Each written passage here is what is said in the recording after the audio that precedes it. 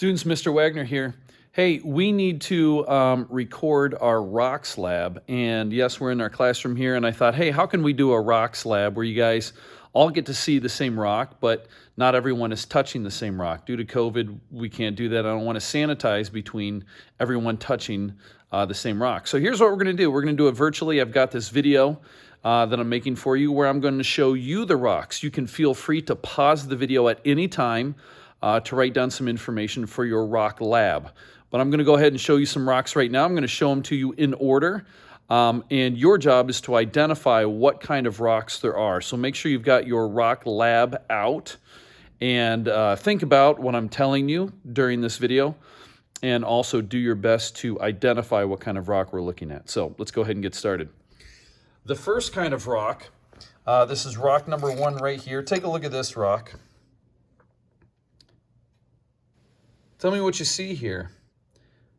I see all sorts of different minerals. If you're making observations, you might want to say that there's different minerals or something like that in this rock. I might even go as far as to say that it has crystals. This pink crystal, that's feldspar. The black one is mica. And then there's quartz, that's the white stuff in here.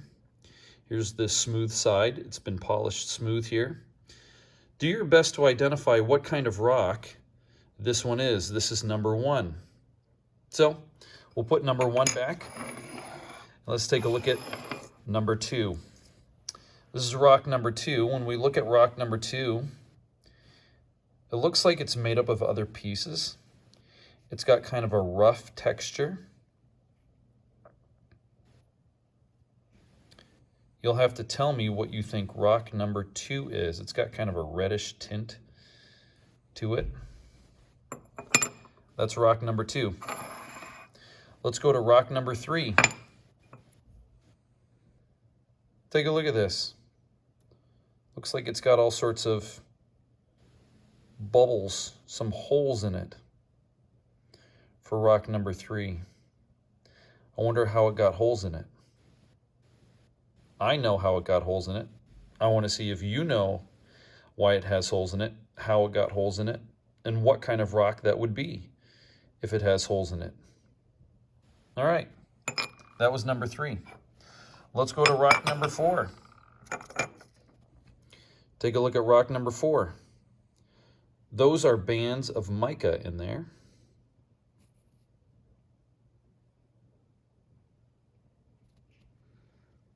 It's kind of a sandy texture to it. When I look at it this way, it doesn't look like it's got bands, but when I look at it this way, I do see bands. I do see layers.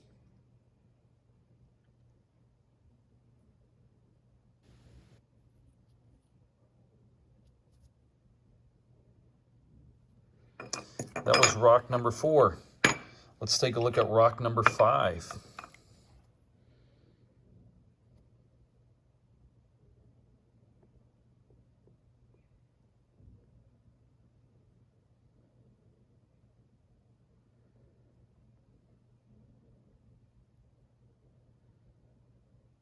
Wonder what I could tell you about rock number 5.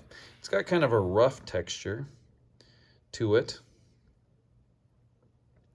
I believe that this has already been a rock once before.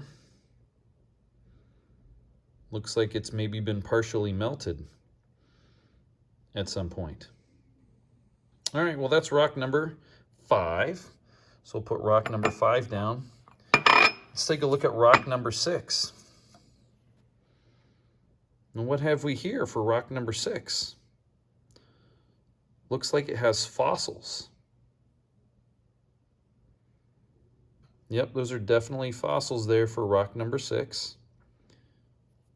It's kind of a rough texture. Wonder what kind of rock has fossils in it.